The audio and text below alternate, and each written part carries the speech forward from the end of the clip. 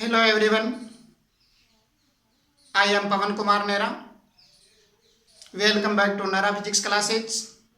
आज के इस वीडियो लेक्चर में हम बात करेंगे numerical problems based on Coulomb's law. Coulomb's नियम के आधार पर जो भी न्यूमेरिकल प्रॉब्लम्स बनती हैं उनकी हम चर्चा करेंगे।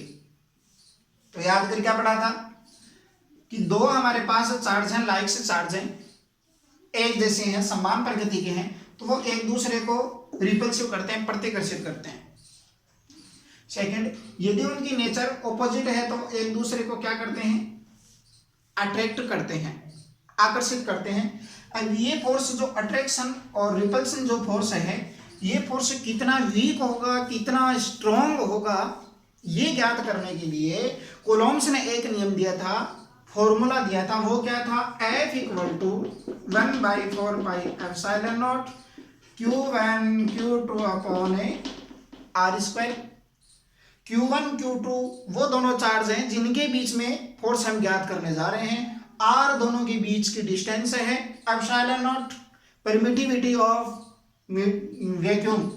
ε0 = माध्यम निर्वात या वायु की विद्युशीलता। ε0 = 8.85 × 10⁻⁻² coulomb square upon newton metre square. ये हमने पढ़ा था। इस फॉर्मूले की सहायता से ज्ञात कर सकते हैं।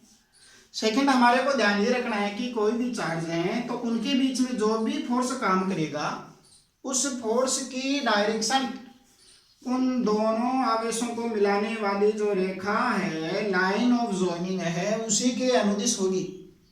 यानी कि ये लाइन ऑफ जॉइनिंग की ये डायरेक्शन बनेगी, इसी के ही अनुदिश होगा।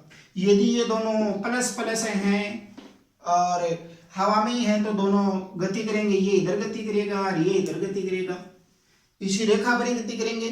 सेकंड, यदि एक माइनस है, ऑपोजिट नेचर के हैं, तो ये एक दूसरे की तरफ भागेंगे तो भी इसी रेखा पर ही गति करेंगे। यानी कि ऐसा नहीं होगा एक इधर भाग रहा है एक इधर भाग रहा है, ऐसा नहीं होगा। बात दो।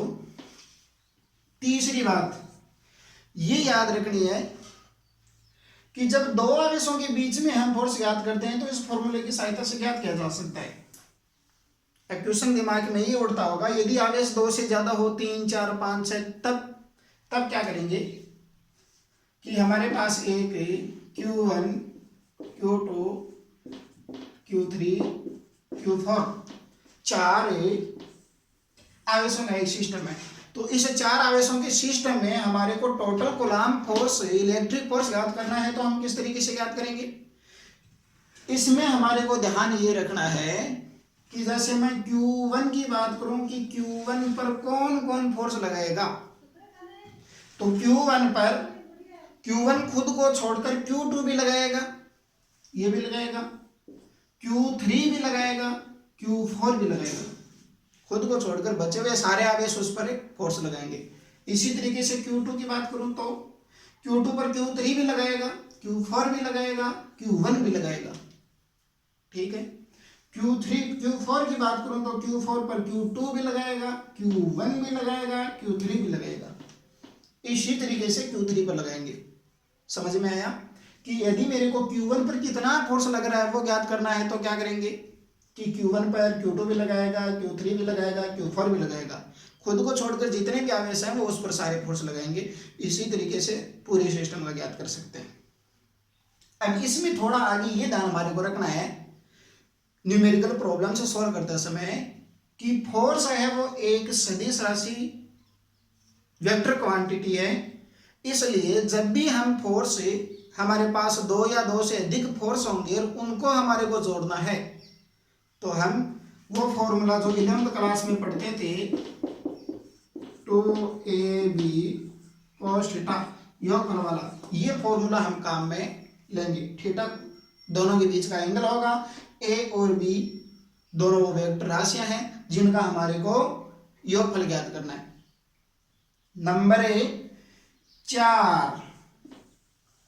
नंबर 4 को ध्यान से समझ, थोड़ा सा अच्छा क्वेश्चन बनता है, वहां के लिए हम कर सकते हैं इसको अप्लाई।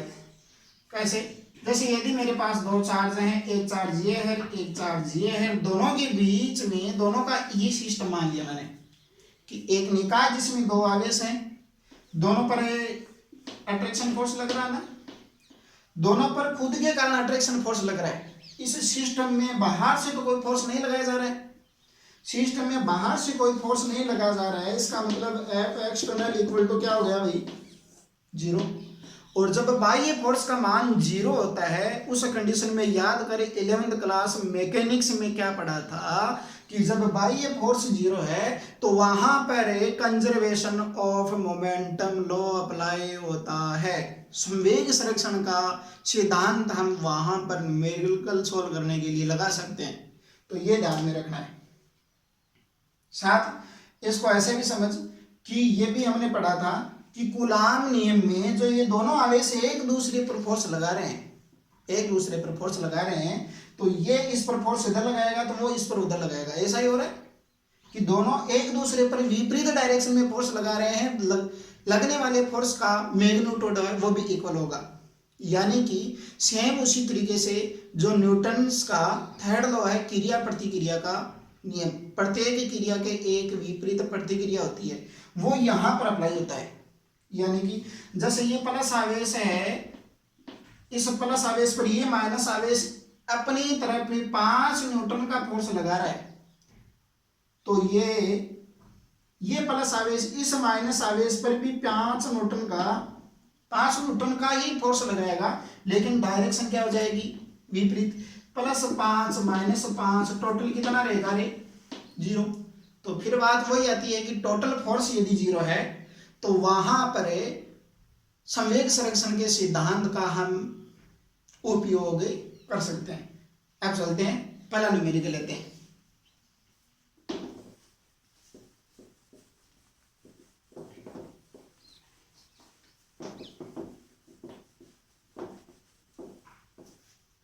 पहला न्यूमेरिकल देख, we have two charges, 2 into 10 to the power minus 7 coulomb and 3 into 10 to the power minus 7 coulomb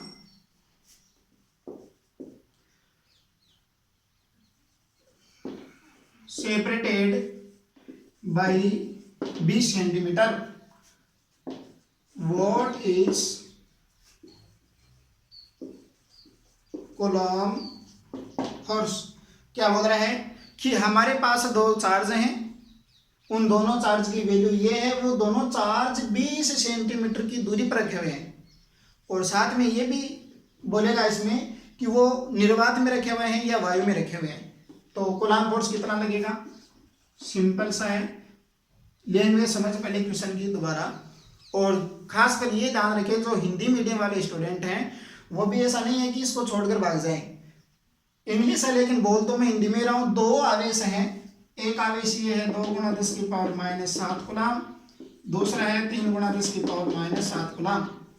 दो आवेश हैं और दोनों आवेशों के बीच की जो दूरी बता रखी है 20 सेंटीमीटर, यानी कि 0.20 मीटर।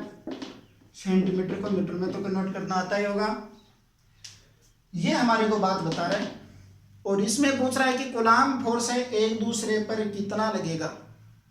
पहली बात हमारे को यहाँ से ये देखना है कि कौन सा फोर्स कार्य करेगा, दोनों प्लस प्लस एक दूसरे से दूर भागेंगे, रिपल्सन फोर्स कार्य करेगा, 20 सेंटीमीटर की दूरी पर है तो कितना करेगा, ये Q1 का मान है, ये Q2 का है, ये किसका है, R का है। तो रट फॉर्मूले में 1/4πε0 Q1 Q2 अपॉन R², इसकी वैल्यू कितनी होती है 9 × 10⁹ न्यूटन मीटर स्क्वायर अपॉन है कूलम्ब स्क्वायर, ये होती है ना, इसको के द्वारा भी बोला जाता है। क्या बोला जाता है, के। तो इसकी वैल्यू रख 9 × 10⁹ into Q1 2 × 10⁻⁷ into 3 × -7 upon R का मान कितना है 0.20 इंटू 0.2 ओके, F = देख इसको मैं क्या लिख सकता हूं, शून्य को उठा सकते हैं सिंपल। पॉइंट टू को यदि मैं 2 लिखूं, पॉइंट 2 है, इसको यदि 2 लिख रहा हूं तो संख्या बढ़ रही है तो पावर हमारे को माइनस में लगानी पड़ेगी। कितना, -1। पॉइंट को एक अक्षर किसका है ना, इसी तरीके से -1 यहाँ पर लगेगी, इसको उठाएंगे तो -1 कितनी हो गई रे, -2। ये -2 ऊपर जाकर प्लस की जाएगी, 2 से 2 कैंसिल हो जाएगा, कितना हो जाएगा ये 27/2 इंटू -7 10⁻⁻14, ऊपर जाके ये किसका हो जाएगा, प्लस का, कितना रहेगा ये 13.5 इंटू कितना हो जाएगा 10⁻12 न्यूटन। और फोर्स का मान पॉजिटिव आ रहा है, इसका मतलब कौन सी प्रकृति का है, रिपल्सन प्रकृति का है, यानी कि दोनों के बीच में जो फोर्स लगेगा वो प्रतिकर्षित प्रकृति का या प्रतिकर्षण प्रकृति का होगा। और ध्यान रख, क्वेश्चन बोर्ड पर लिख दिया जाता है और उसके बाद में क्वेश्चन की थ्योरी समझा दी जाती है, ये बहुत रहा है क्वेश्चन में। तो स्क्रीन को पॉज कर और 1 मिनट या 30 सेकंड के लिए कम से कम सोच कि किस तरीके से होगा, फिर आगे बढ़ तब समझ में आएगा। नेक्स्ट क्वेश्चन देख,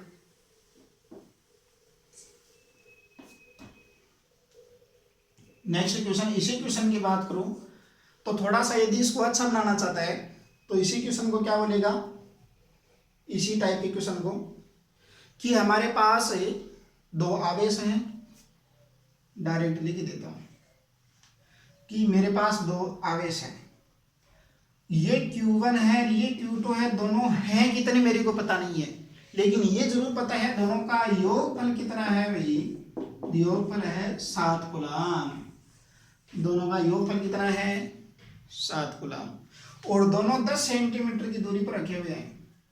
कितनी दूरी पर रखे हुए हैं, 10 सेंटीमीटर की दूरी पर रखे हुए हैं, और दोनों के बीच में फोर्स काम कर रहा है 1 न्यूटन।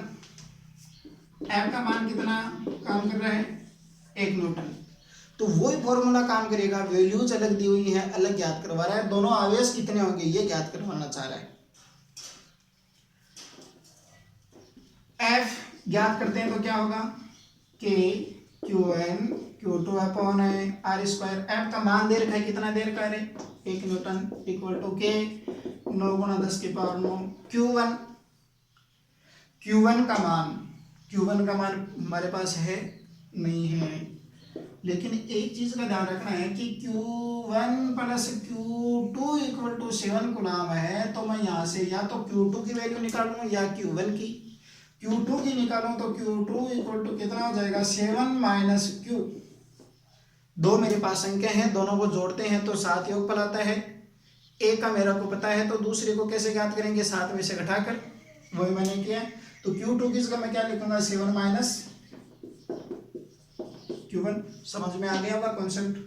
अपॉन R स्क्वायर का मान 0.1 मीटर हो गया ना, R स्क्वायर तो 0.1, आगे सिंपल हो जाएगा 0.1, इसको क्या लिख सकता हूं मैं, 0.1 को यदि मैं 1 लिखना चाहूँ तो 1 - 10⁻⁻1 लिखना पड़ेगा, तो यहाँ पर 0.1 2 बार था तो कितना हो जाएगा 1 × 10⁻⁻1, 9/10⁻9 -2, ऊपर जाएगा किसका हो जाएगा प्लस का, इंटू Q1 7 - Q1, इक्वल में क्या है 1 है।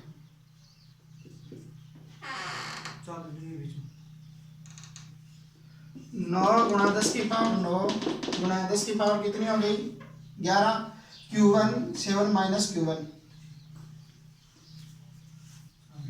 11, Q1 देखिए इसको गुणा करा, Q1 को गुणा करवाएंगे कितना आएगा 7 Q1 - Q1 का स्क्वायर, अंदर आ गया नहीं, क्या बन जाएगी यहाँ से द्विघात समीकरण। हालांकि इस तरीके का क्वेश्चन पूछा जाएगा तो ऑप्शनल देगा आपको। इस तरीके यहाँ तक इक्वेशन यदि प्राप्त हो रही है तो यदि ऑप्शन ऑब्जेक्टिव टाइप क्वेश्चन है कंपटीशन एग्जाम के लिए तो वहां से ऑप्शन उठा और यहाँ पर रख, इसको सॉल्व करने की बजाय। और नहीं ये द्वि एक्स का वो ज्ञात करते हैं A X square plus B X plus C equal to 0, तो X equal to minus B plus minus B square minus 4ac upon 2a। इस स्टेप से याद कर लेना। ओके, सेकंड टाइप क्वेश्चन देखते हैं, थर्ड टाइप क्वेश्चन देखते हैं।